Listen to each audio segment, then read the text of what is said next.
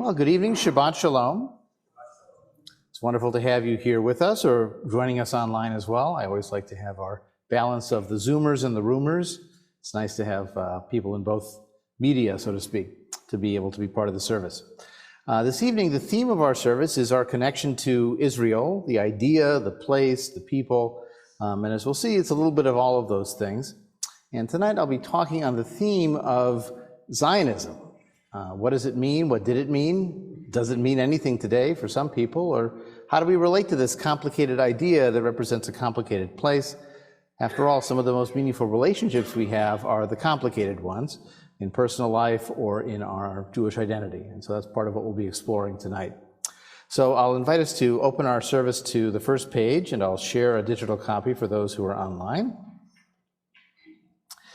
And because it is Shabbat, we enter into that space of Shabbat, a time for calm and reflection. I'll just let the people on the landing know you're on camera, sitting in those seats. So if you don't want to be on camera, I'd suggest be on the other side. But if you're fine being on camera, you're welcome to stay where you are.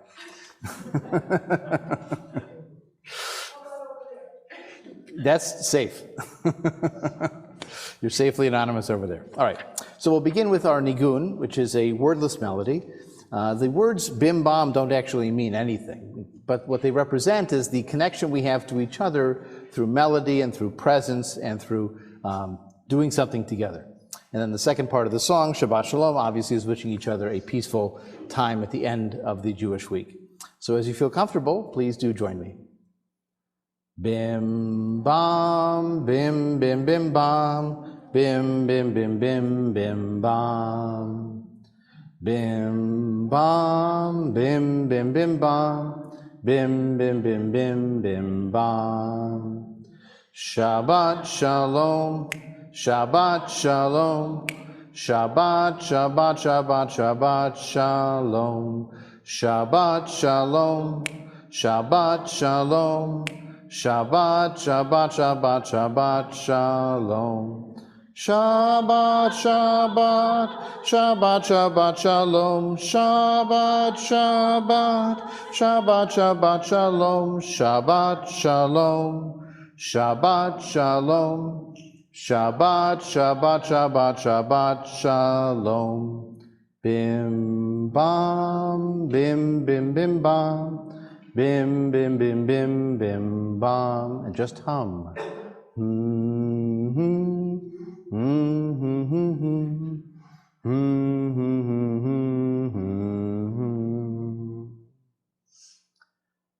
Many truths may coexist in the same space and time. We are part of our family and members of our community and connected to our people and their culture and citizens of our country and part of the world of humanity. We are all of these, and yet these identities do not define us. Each of us is our own person, an individual with his or her own hopes and dreams. Israel is a land and an archaeological site and an international people and a modern nation with a vibrant Hebrew Jewish culture. It is a Jewish state with over 1 million Arab citizens.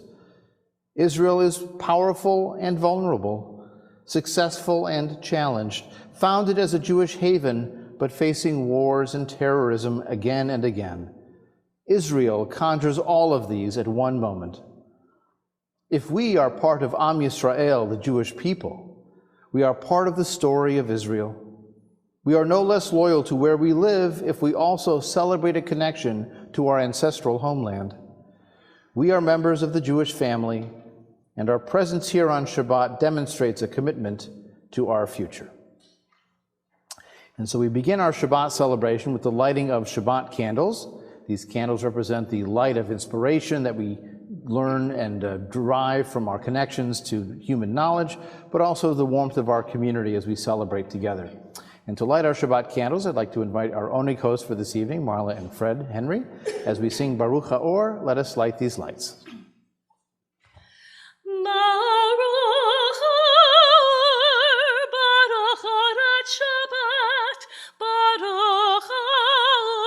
Shalom, Baruch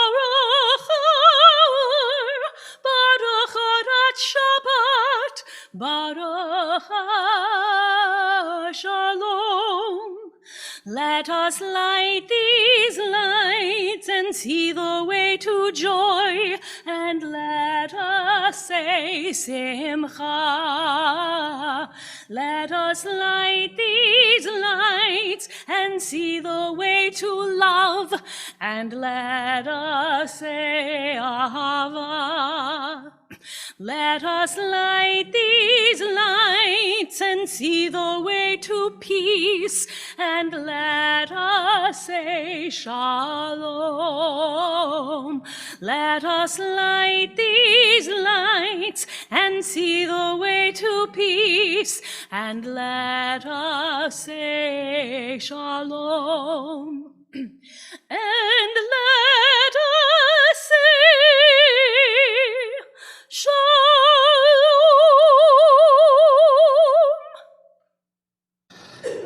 In Jewish culture, the vine that grows the grape that produces the fruit of the vine, or wine, that vine is often a symbol for peace.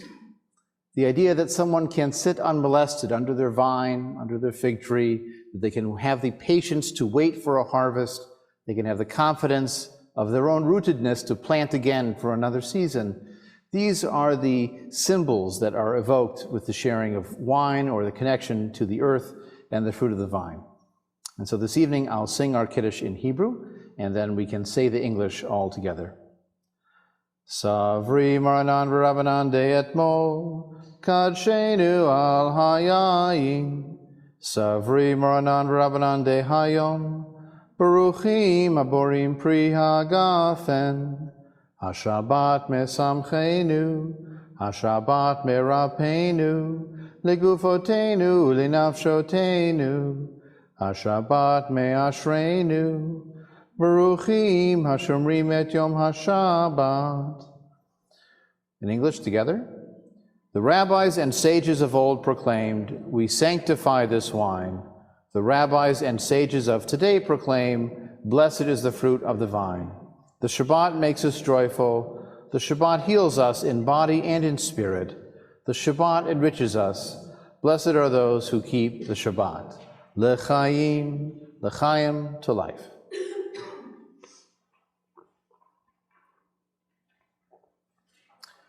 The Jewish people began in the land of Israel. Modern Israel was created by the Jewish people.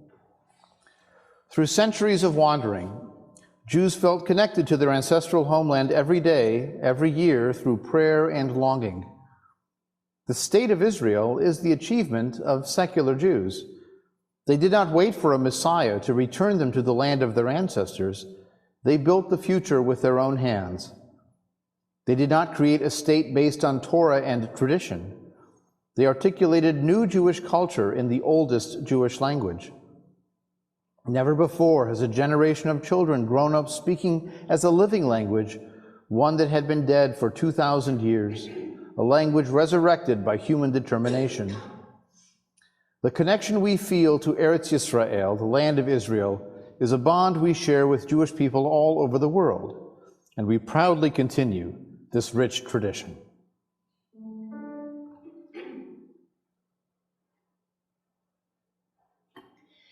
Yisrael, Yisrael, Ami Yisrael, Am Yisrael Chai v'Kayam. Yisrael, Yisrael, Ami Yisrael, Am Yisrael Chai v'Kayam. Am Yisrael Chai, Am Yisrael Chai, Am Yisrael Chai v'Kayam. Am Yisrael Chai, Am Yisrael Chai, Am Yisrael Chai v'Kayam.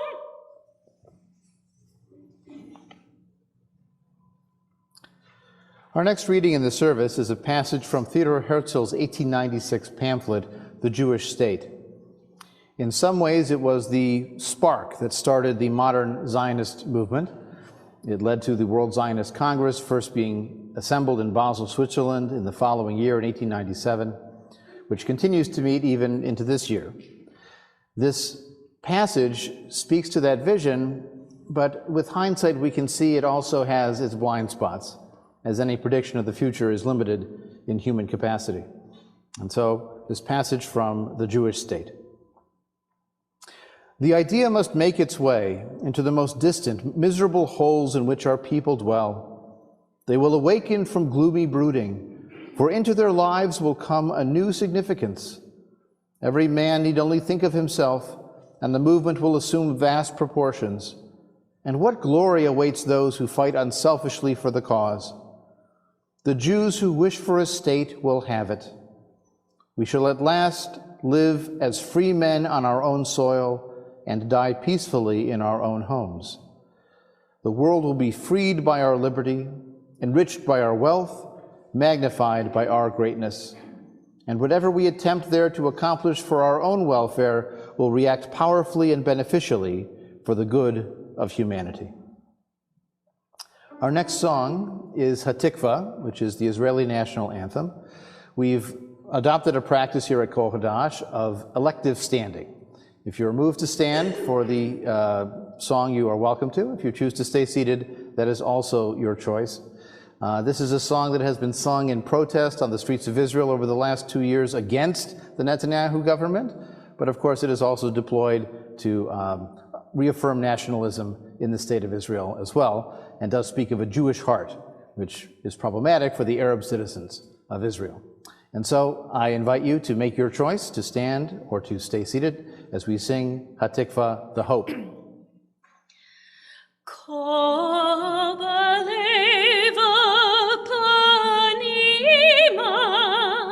Nefesh Yehudi homia, Ufate Mizrach Hadima, Ayin Litzion Tzofia, O Lord, Hatikvateinu, Hatikva Batchnot Alpaim, Liotam Choshi Be'artzeinu, Eretz Zion Varushalayim, Liotam Choshi Be'artzeinu, Eretz Zion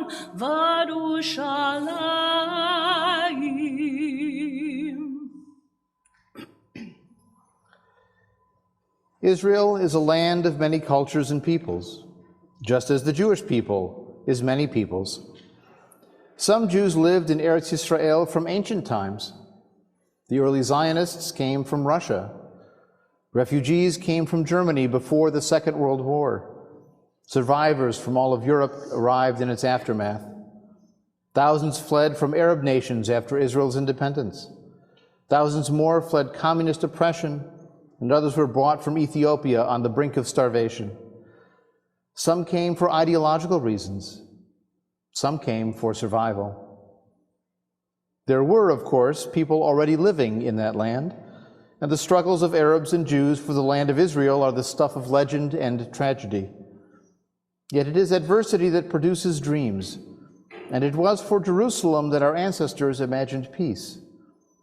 We can envision a time, perhaps in our days, when Arabs and Jews might resolve their disputes and learn to share the land and the city they both love. As Herzl said, "If you will it, it is no dream."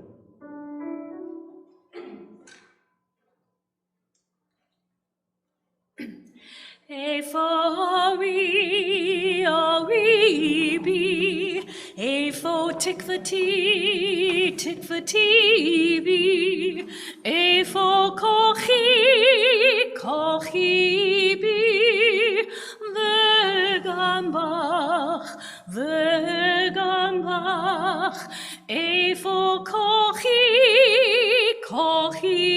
bi, vegam bach. Where is my light? My light is in me. Where is my hope? My hope is in me. Where is my strength? My strength is in me and in you, and in you. Where is my strength? My strength is in me and in you, and in you. Now we're going to jump forward to page 9 in your service booklet, so you can turn forward. And we will read a poem about peace and neighbors. An Arab shepherd seeks a kid goat on Mount Zion, and on the mountain across I seek my little son. An Arab shepherd and a Jewish father in their temporary failure. Our voices meet above the Sultan's pool in the valley between us. We both want to prevent our son and our kid from falling into the process of the terrible machine of Chad Gadya. Later we found them in the bushes, and our voices returned to us and cried and laughed within us. The search for a kid or a son was always the beginning of a new religion in these mountains. Now we sing our adapted version of Na'aseh Shalom, We Shall Make Peace in the World. Na'aseh shalom ba'olam, na'aseh shalom aleinu, ve'ako ha'olam, ve'emru, emru shalom, na'aseh shalom, na'aseh shalom, shalom aleinu ve'ako ha'olam, na'aseh shalom, na'aseh shalom, shalom aleinu ve'ako ha'olam, na'aseh shalom, na'aseh shalom, shalom aleinu ve'ako ha'olam, na'aseh shalom, na'aseh shalom, shalom aleinu ve'ako ha'olam, na'aseh shalom, na'aseh shalom, shalom aleinu ve'ako ha'olam, na'aseh shalom, na'aseh shalom, shalom aleinu ve'ako ha'olam.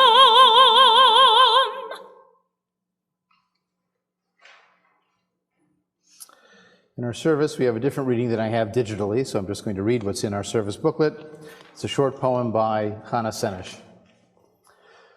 There are stars up above, so far away we only see their light long, long after the star itself is gone.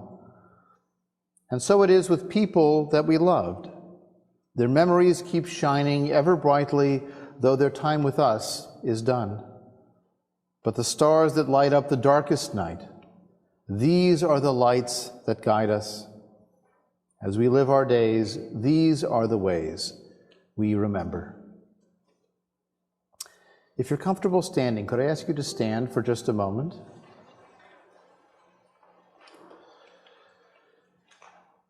At Kol Hadash each month, when we gather for Shabbat, we pause and reflect on the power of memory and love to remember those of our loved ones and the loved ones of our friends and family whose yahrzeit or anniversary of their death occurs at this time of year. And so tonight we want to remember with great love Dorothy Bernstein, Joseph Bellotti, Lemuel Cartagena, Stuart Chase, Bernard Cohn, Bob Davis, Lois Edwards, Gussie Eichner, Rose Fisher, Stan Friedlander, Audrey Gerson, Corrine Goldman, Larry Jacobs, Clayton Jarris, Kathy Lederer, George Lyshenko, Edna Levine, Max Lubotsky, Sam Merkin, Louise Milstein, Betsy Olson, Michael Pollack, Ida Rothenberg, Harold Rudnick, Nathan Saracen, Joseph Sayeg, Leon Schwartz, Frank Sieber, Saul Simon, Marcia Small, Alberta Stambouli, Anna Tenenbaum, Belle Waldron, Harvey Wexler, and Joseph Wolins. If there are any other names that those here this evening would like to remember, or those online would like to remember, I invite you to speak them out loud at this time.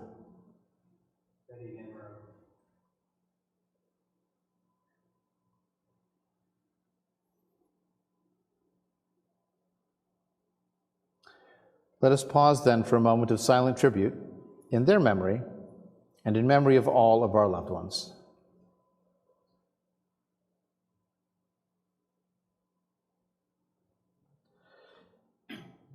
In Jewish life, we say, Zecher Tzadikim Livracha. Their memory and the memory of good people is a blessing. Please be seated as these words are sung. Zecher Tzadikim Livracha. Zecher Tzadikim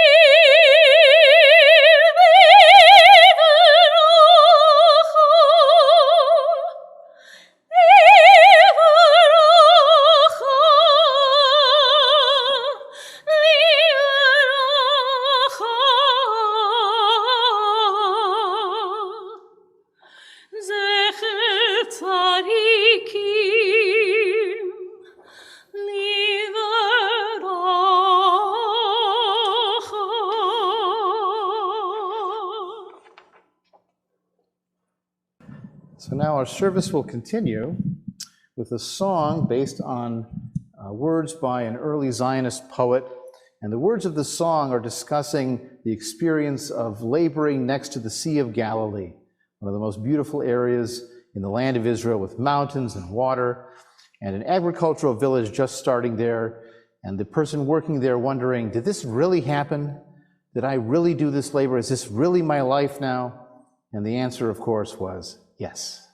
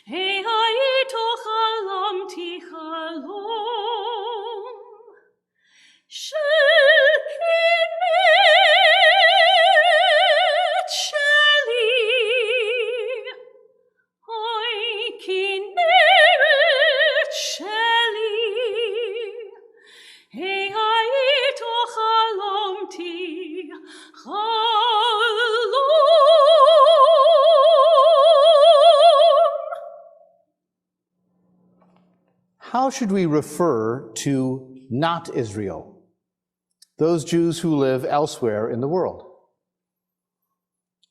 Those not living in Israel are still a majority of the total Jewish population, though by far the two largest Jewish communities are America and Israel. They together comprise over 80% of the world's Jews. But what should we call us, we who don't live in the land of Israel? Well, the old term for people living outside of Israel was galut, or golus in Yiddish. Galut meant exile. Exile means you were pushed out. You were forced to leave. You can't return, or it's very hard. It's a state of not being where you belong. That was galut. A more common term throughout Jewish history, and certainly looking back on Jewish history, has been the word diaspora. Diaspora is actually not a uniquely Jewish word. The word diaspora originally was coined to refer to Greeks living outside of Greece, all over the Mediterranean. It comes from two Greek words, dia, which is like to spread, like a diorama, a diagram, and spore, which means seeds. So a diaspora is a spreading of seeds that set root where they are and grow differently in different soil and sun, but have a common ancestry. And so maybe diaspora makes sense to refer to Jews, but a diaspora generally spreads out from a center and always points back toward that center. Is that really the way Jews living outside of Israel think today? Are they always pointed back toward the center, or sometimes are they pointed to the world around them? Do they only plant trees in Israel, or do they sometimes plant trees and roots where they live? A third option, what I tend to use, is actually global Jews. We are the Jews living all over the world. The problem is that when you say global Jews, it sounds a little bit like globalist. And globalist has become one of those pejoratives that is sometimes a stand-in for Jews and not in a good way. And some might even make a distinction between Jews and Israelis. That is, the Judean lifestyle, the Jewish religious lifestyle, evolved outside of the land of Israel for the most part, even if it looked back there. But the kind of new Jewish identity of a modern Jewish state over the last 70 plus years, that's something different in Jewish life. And the nationalism and the militarism and all of that seems foreign to that long Jewish experience. And so maybe you make a distinction. Well, 20 years ago, a movie came out directed by Steven Spielberg called Munich, which was about the aftermath of the terrorist attacks during the Munich Olympics and the desire for revenge against those terrorists enacted by the Israeli Mossad, a secret service. And one of the scenes in that movie contrasts the Jewishness or the Israeliness of this mission and what it did to the people who were doing it. After all, it's complex to have a national identity, to have political sovereignty, even to have political and military control over people who are not Jewish. We don't have a long precedent for that in Jewish history over the last 2,000 plus years. Now, the word Zionism, which often refers to this attachment to the land of Israel or the desire to live there, is a litmus test today, both within and beyond the Jewish community. You might hear a sentence something like this said very quickly. Do you love Israel? Because if you don't love Israel, you must hate Israel. It's very much seen as a binary, one or the other. I was chatting with someone before the service, and I thought of the phrase trauma terror that people have. They've been traumatized, certainly after October 7th, and they're worried about just about everything. And after all, as they say, just because you're paranoid doesn't mean they're not after you. So maybe it makes sense to be a little nervous about a lot of things. For some people, calling someone a Zionist is a slur. For other people, being called a Zionist or calling oneself a Zionist is a sign of pride. Just like there are different definitions for patriotism, from the MAGA America Firstism to Bill of Rights opposition, valuing international alliances, those are both varieties of patriotism. There's a spectrum of what Zionism could mean. Not all Zionists want to expel Palestinians from Gaza or even from the West Bank, though some Zionists do. Not all anti-Zionists support terrorism as anti-colonial liberation, though some anti-Zionists do. Consider your answers to these questions. Are you a Zionist? And if not, did you used to be a Zionist? And what changed? Maybe it was the collapse of the peace process after the Second Intifada in the early 2000s. Maybe it was Israel's right-wing turn and Netanyahu's ongoing corruption and attacks at the liberal democratic systems in Israel. Plus, cozying up to right-wing European governments is problematic. Maybe it's the ongoing problems in the West Bank and inequities between Jews and Arabs in East Jerusalem and in Israel proper, the 1949 borders, and even with Israeli Arab citizens. Maybe it's a growing doubt you might have about compatibility of an ethnic state with democratic values. Maybe there's a contradiction there. Now, what makes predicting the future of Zionism so complicated is that there are plenty of self-defined Zionists who cherish the label who are also upset about all of those issues, and yet they're still Zionists. Zionism in all of its varieties was not created and then reacted to in one day, or even in 6 days with a day of rest at the end. Zionism and its opposition evolved over time with common features and new twists. Now, the idea of Zionism begins with a place. It's called Mount Zion, Har Zion. It's one of the hills in Jerusalem. And Zionism would have never existed if the Judeans had just stayed in Judea. It started when they left or were expelled initially. In later generations, they might have chosen to leave, but they looked back at that mountain and said, that's my point of origin. Jerusalem was destroyed and the Judeans were taken into exile around 500 BCE. They wanted to return, and many of them did return, but some of them stayed in Babylonia, creating the first diaspora. After the second destruction of Jerusalem around 2,000 years ago, and an even wider diaspora, we stopped calling them Judeans, and we started calling them Jews. Now, some progressive Jews have tried to claim that the real Judaism is this diaspora experience because of all those intervening centuries, and the origin point in Israel is irrelevant. But you have to still explain the last page of the Passover Haggadah. What's one of the last things you say in that Passover Haggadah? Next year in Jerusalem. Not in Warsaw, not in New York, next year in Jerusalem. It's throughout the prayer book, throughout the traditional canon, longing for return, prayers for return. Now, those prayers for return were often articulated with the goal of creating a messianic state, with divine endorsement, and a rebuilt temple with a newly established priesthood, and even returning to animal sacrifice, which we might not be so hot about.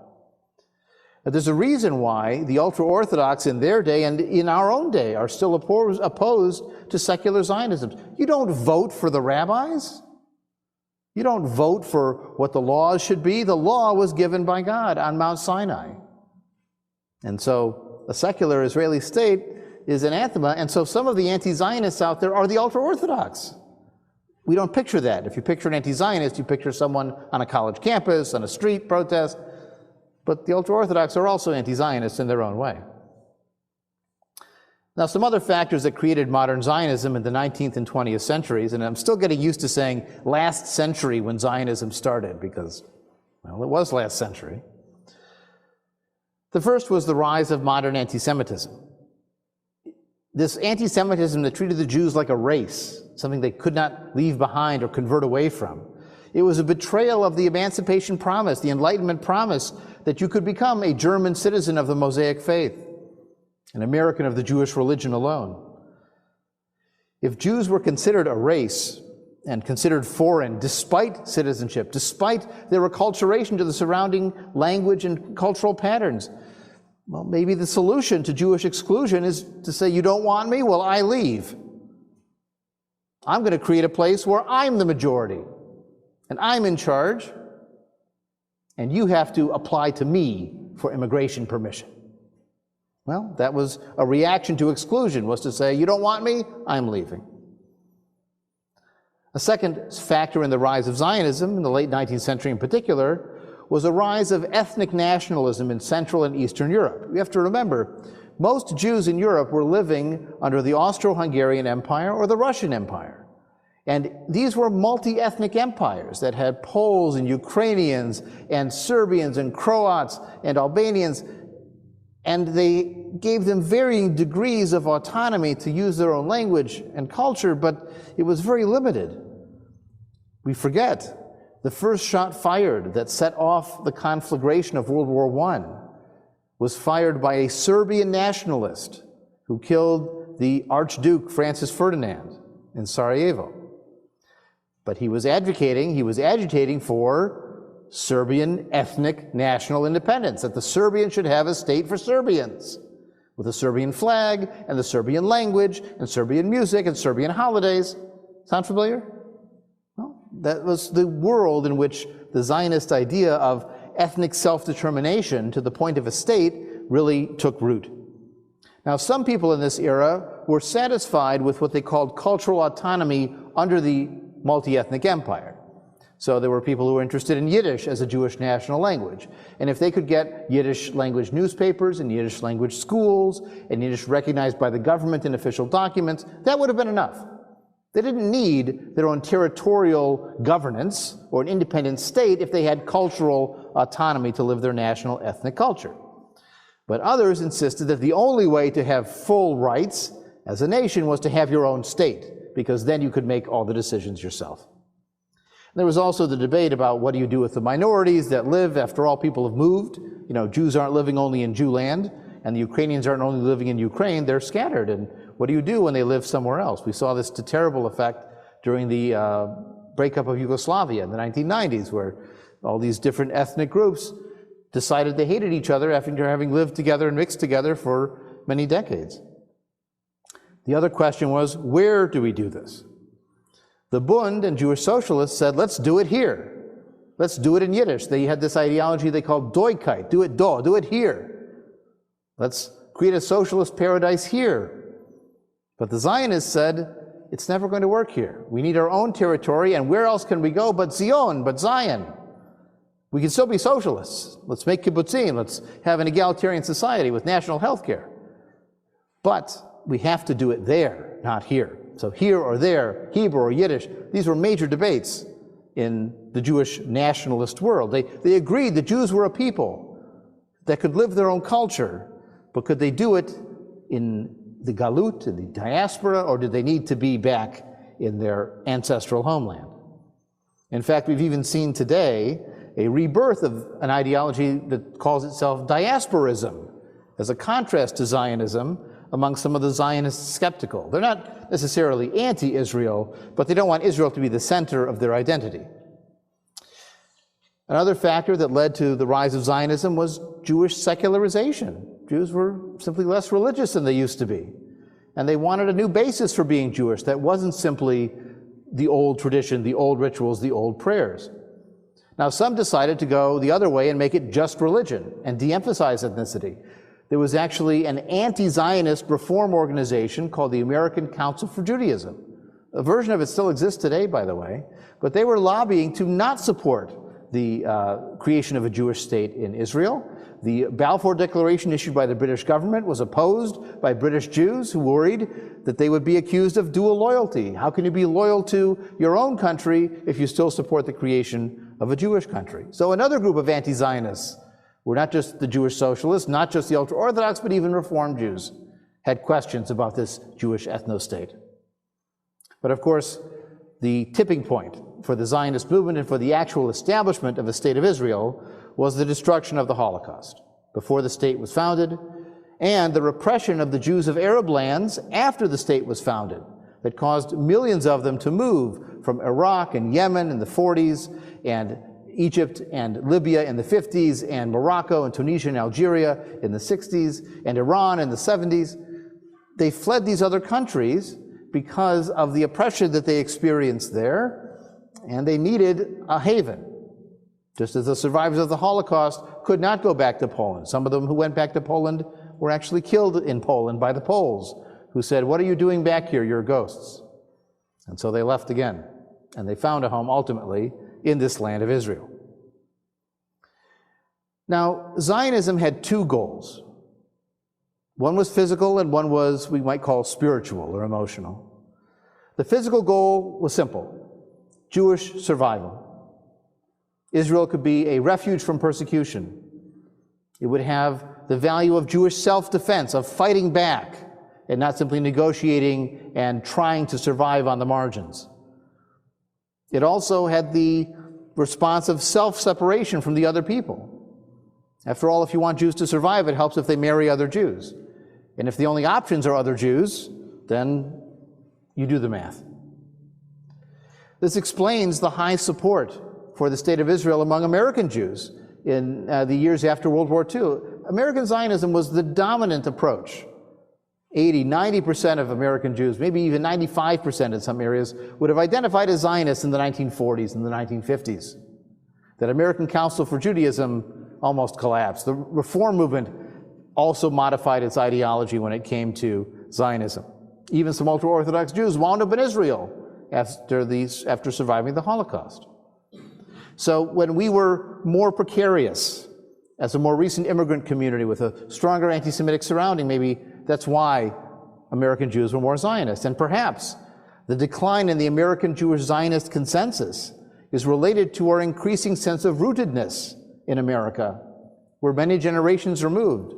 My grandparents on my mother's side were born here. My great-grandparents on my mother's side were the immigrants. And so for many American Jews, immigration is part of the ancient history, not the recent history of memory. And so their sense of precariousness perhaps is not there, and the sense of a need of a haven, of survival for Israel is also not there.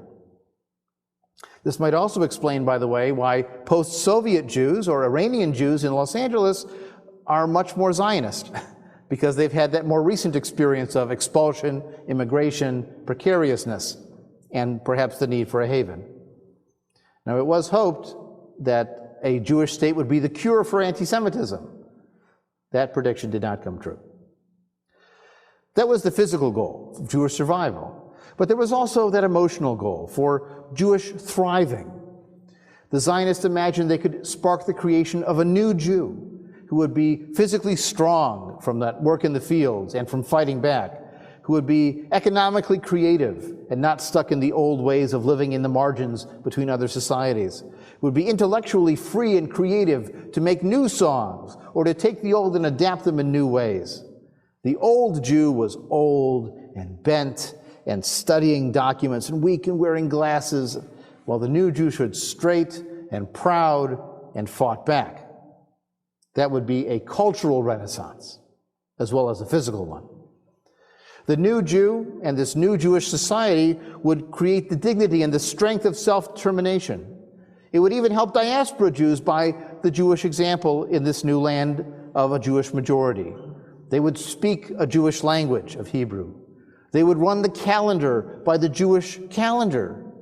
No more debates about what to do when Passover shows up during the school year.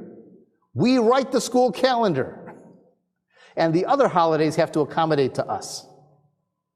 There's a sense of dignity in that, right? The sense that we're in charge and we get to run things the way that works for us. And the dignity of fighting back is something incalculable. The first time I went to Israel in the mid-1990s, I was shocked that there were all these T-shirts in all the T-shirt stores for the Israeli Defense Forces. And I thought, why would tourists buy T-shirts for the Israeli, like if I went to France, I'm not going to buy a French Defense Forces T-shirt. But I realized this is vicarious ego strengthening. This is not they fight back, it's we fight back. We are strong. One of the most popular of those T-shirts says, "Don't worry, America, Israel is behind you." It's the claim of we are strong. Am Yisrael Chai, the Jewish people, lives and thrives. One of the other emotional goals of Zionism was a sense of rootedness. There was a proposal early on in the movement to perhaps take British East Africa and make that a haven for the Jews. That might have been a haven for the Jews, but it wasn't Zion. It wasn't the land of Israeli roots. There's a reason why you plant trees in Israel. It's putting roots down. That was the insistence on going back to that land, on walking that land, on planting that land, on doing archaeology in that land to confirm your people's roots. One of the amazing sights you can see is you go to visit literally it's called the Temple of the Book, the Shrine of the Book, dedicated to the Dead Sea Scrolls, which were discovered in the Judean desert dating back to the 1st century BCE, so well over 2,000 years ago. And a reader of modern Hebrew can still read that writing in that language from two scrolls written 2,000 years ago. That's a claim saying we were here and we are here now. There was even a goal that a Jewish state in Israel would provide a normalization to the Jews. We would have Jewish criminals. We would have Jewish beggars and Jewish people on welfare and Jewish people who were marginalized. But that's okay. Even Jewish prostitutes, said David Ben-Gurion, that would be progress because we'd be like everybody else. And wouldn't it be nice for once to not be a nation set apart, a nation different from everybody else? We're going to be like everybody else, even with the problems.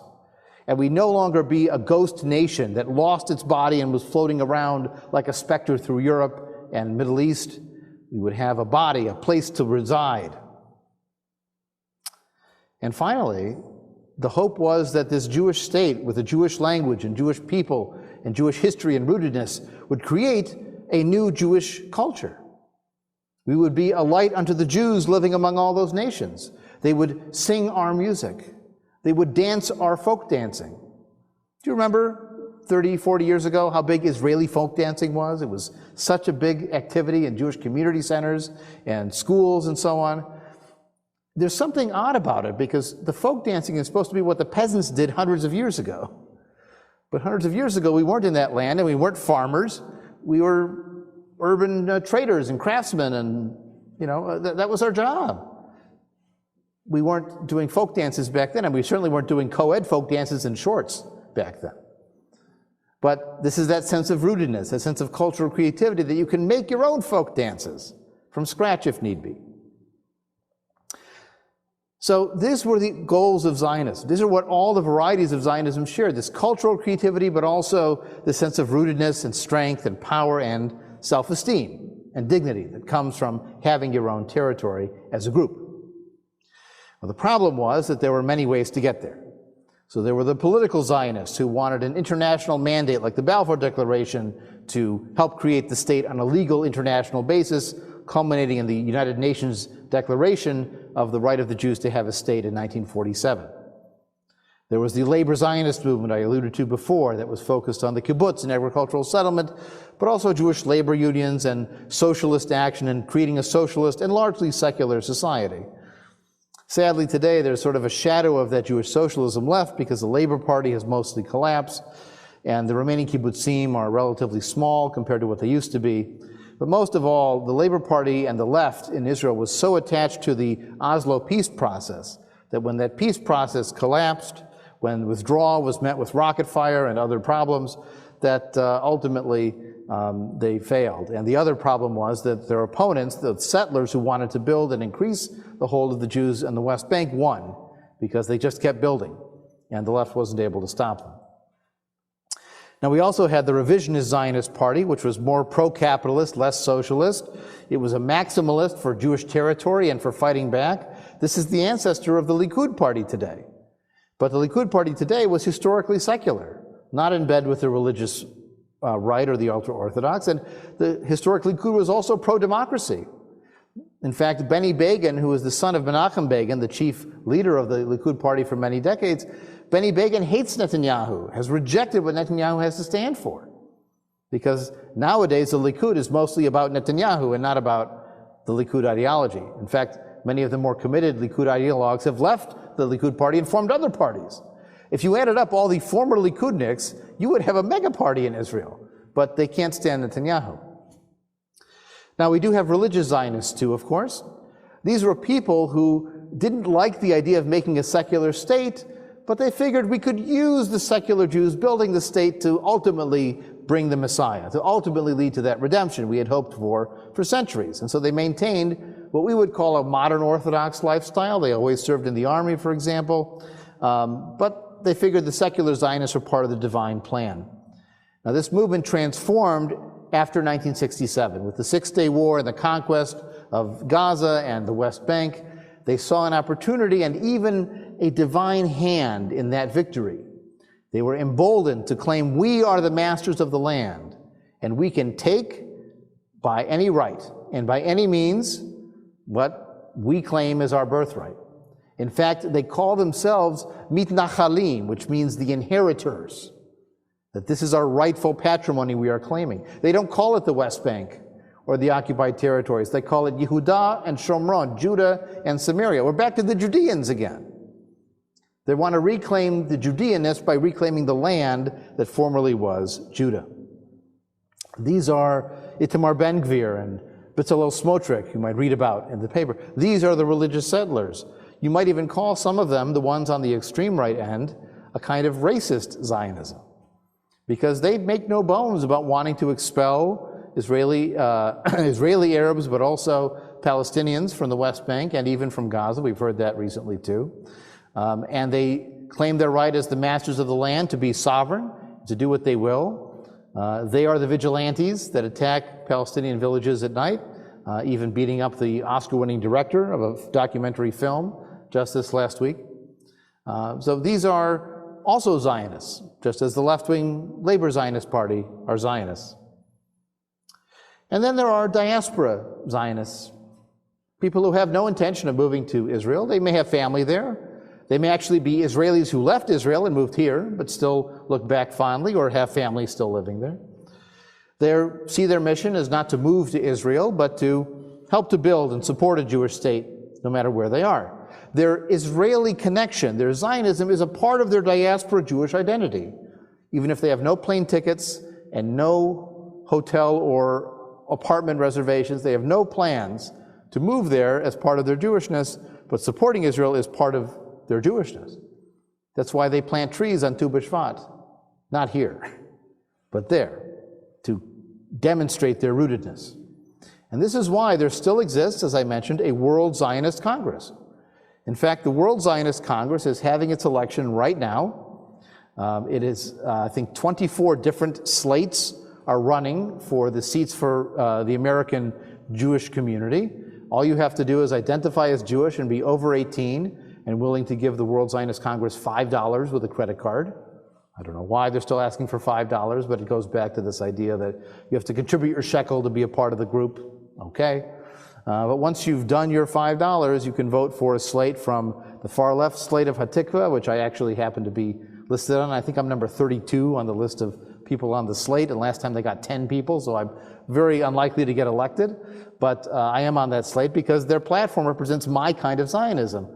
But there are people to the right of me, and then to the far right of me, and then there's even an ultra-Orthodox slate that the ultra-Orthodox rabbis have said don't vote for it because you're supporting Zionism, which you're not supposed to do. But why would they run? Because the World Zionist Congress gets to determine the allocation of up to $5 billion of money over the next 5 years, both in global Jewry and in Israel proper.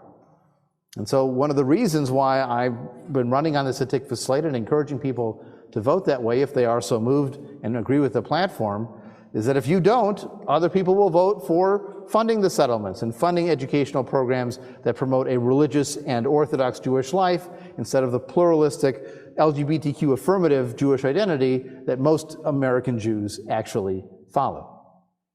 It's still there, that diaspora Zionism, it still exists, and it still has an impact even in the state of Israel.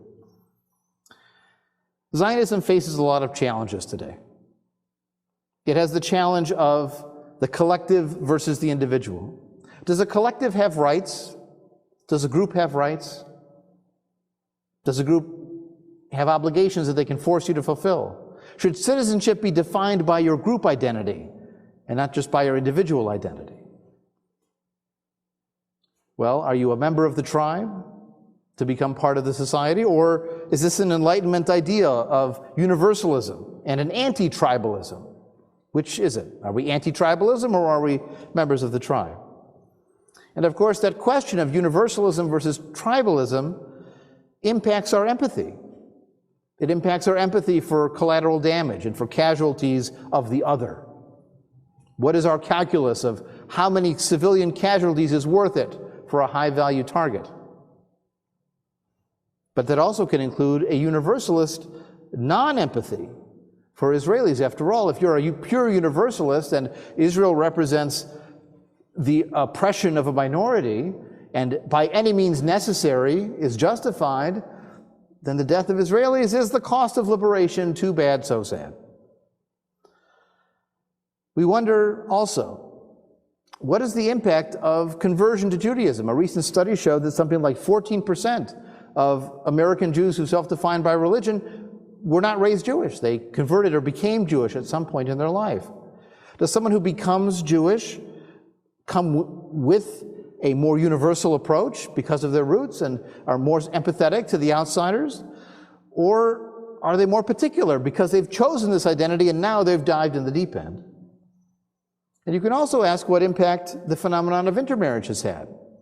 Because there's an increasing number of American Jews, and particularly liberal American Jews, have a non-Jewish partner and non-Jewish in-laws and family, and non-Jewish family ties and empathy beyond Jewish ethnic identity. Well, they're not just asking, is it good for the Jews when something happens? They're asking, is it good for my family? Is it good for anybody? And so they may have a differing response to the inside-outside balance. A second challenge that Zionism faces today is we just don't have a lot of experience as Jews exercising government, military power, the rule of law. We're not even that familiar with democracy. I mean, we thought America was familiar with democracy, and look how that's going. Well, Israel has even less familiarity, and they're having as many problems. What does the Jewish mean in a Jewish state? Is it ethnic demography? Or is it the religious character? Or is it having a privileged population and minorities that simply have to suck it up? You know, in France, they don't necessarily care as much if you speak another language. We do French here. In Canada, they try and balance the French and the English, although the French are perennially complaining about the English. In Israel, the national anthem is in Hebrew. There's no Arabic verses. The national flag is a Jewish star, and the assumption is that 20% just have to suck it up. They're in a Jewish state, we set the tone, we set the culture. But is that comfortable for us living in America, which in theory, is a non-ethnic democracy? Israel and Zionism face the challenge of paradoxical commitments. Zionism wanted a Jewish state, and the early Zionists were explicit. They wanted a democratic state. It doesn't use the word democracy in the Declaration of Independence, but it is in their basic laws they passed in 1985 and 1992. They very clearly said, we are a democratic state and a Jewish state, both. But the argument today is over which is more important, a Jewish state or a state of all its citizens. If you want a Jewish state, then you're going to minimize the democratic rights of the non-Jewish population. You're going to enforce Jewish supremacy, you might even say. But if you emphasize the state of all of its citizens, then you have to minimize the Jewish character of the state, or at least find accommodations to those who don't fit in the dominant population's identity. Jews have a right of return. There's even this birthright trip you might have heard of, right? You get to go on a birthright, because it's your birthright trip to visit this homeland of yours. But for Palestinians, some of whom were born in this territory, they don't have the right of return. So this is an imbalance. The question is that the necessary compromise of a Jewish and democratic state, or is this tipping it too far to one side or the other? Of course, Zionism's major claim, and it's playing out on the streets of protest and college campuses and online to the nth degree, it's the competing claims for the same territory with the Palestinians. One of the early slogans of Zionism that was another big mistake was a people without land for a land without people. There's no real people there, so we don't have to worry about it. Well, unfortunately, there were people there. If Israel demands more territory, or wants to control more territory, or wants to have go or no-go vetoes over more territory, is that for security reasons, or is it because they're claiming the land of the Bible? After all, those religious settlers, their deed is the book of Genesis. That's their claim to that land. Arab citizens in Israel today are still 20% of the population, and the Jewish population is about 80%. But if the West Bank were fully integrated into Israel and the Palestinians living there were given the vote in an Israeli state as equal citizens, then it would be 60% Jewish and 40% Arab, maybe 55 and 45. And if they included Gaza in that as well, it would be more like 50-50. And it's really hard to have a democratic and Jewish state when you allow everyone to vote and the Knesset, the parliament, is 50% Arab parties. They're not going to be in favor of all these things that have been happening, the inequitable distribution of money and resources. On the other hand, If you have a state that is 60-40 even, and you don't allow a good chunk of that 40 to vote, as is the case now, then you're losing something on the Democratic side.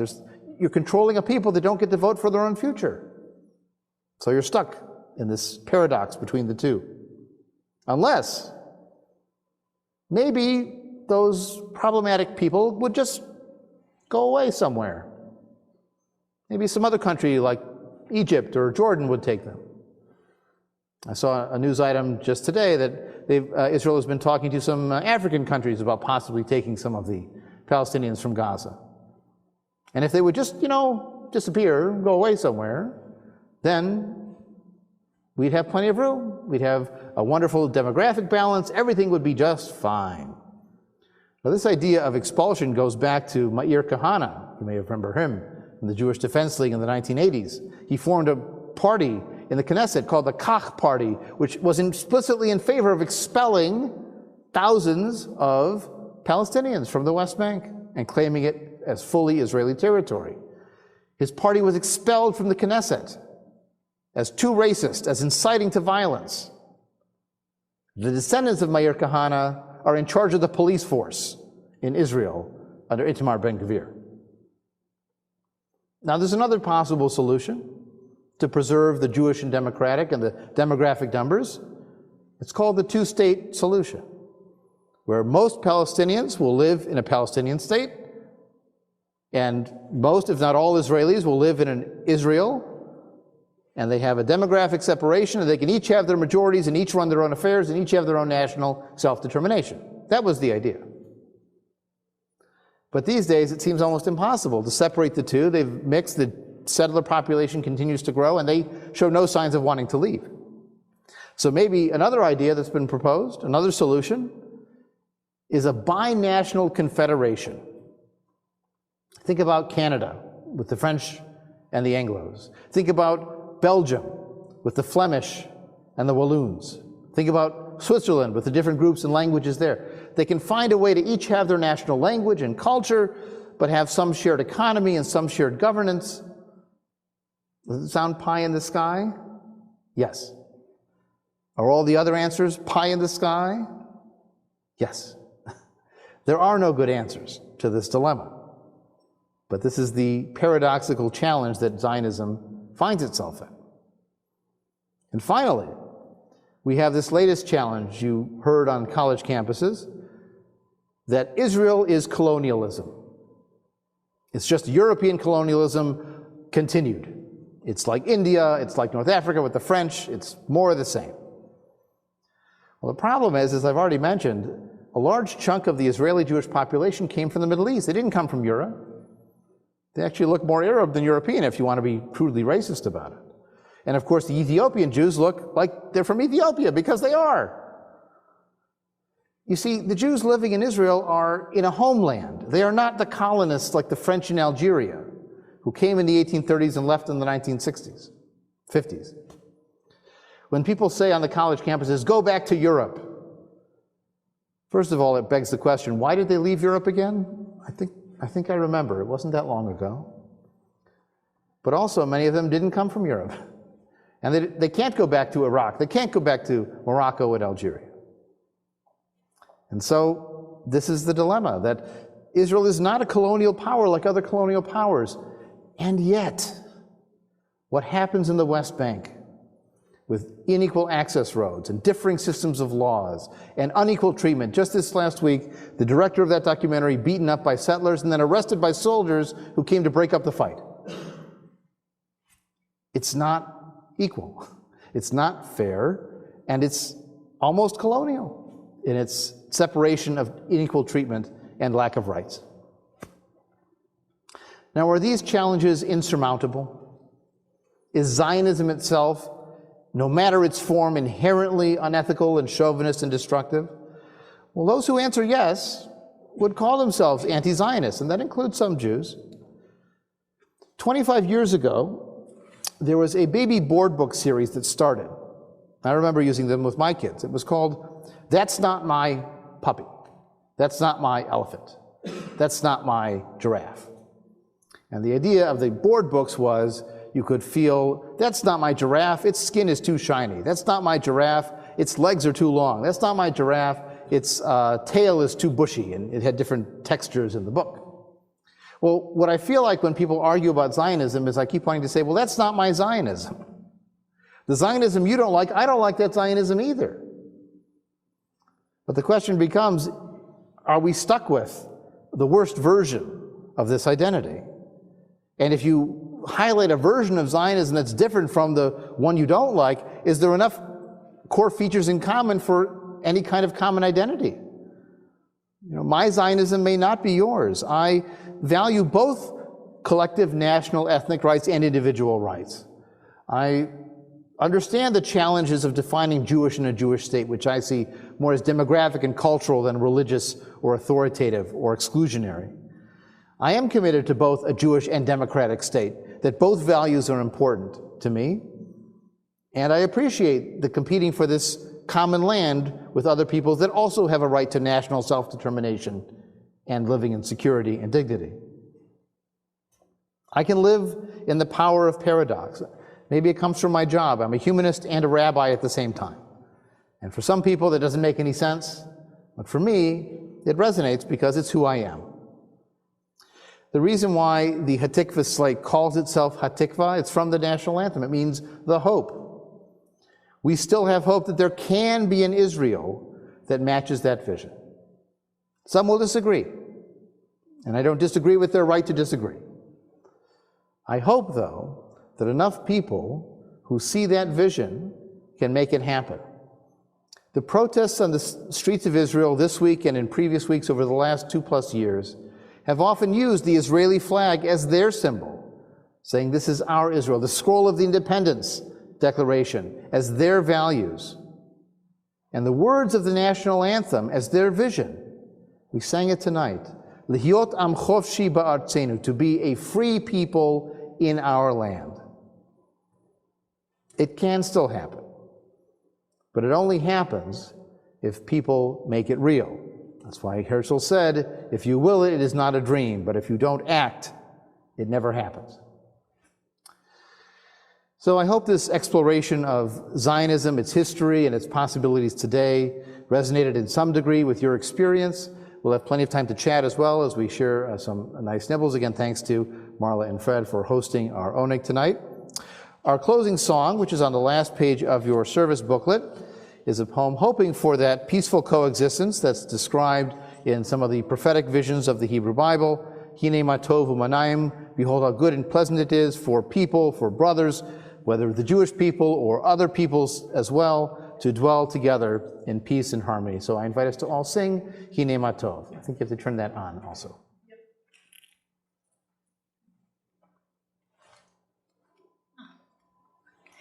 הנה מה טוב ומה נעים, שבת אחים גם יחד.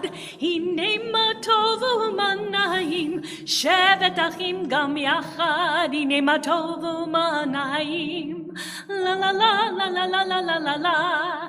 הנה מה טוב ומה נעים, לה לה לה לה לה לה לה לה לה לה. הנה מה טוב ומה נעים, הנה מה טוב ומה נעים, הנה מה טוב ומה נעים, לה לה לה לה לה לה לה לה לה. הנה מה טוב ומה נעים, שבת אחים גם יחד. הנה מה טוב ומה נעים, שבת אחים גם יחד. Once again, I'd like to wish you a Shabbat Shalom, and please turn and wish Shabbat Shalom to the people near you. And Shabbat Shalom to all those online as well.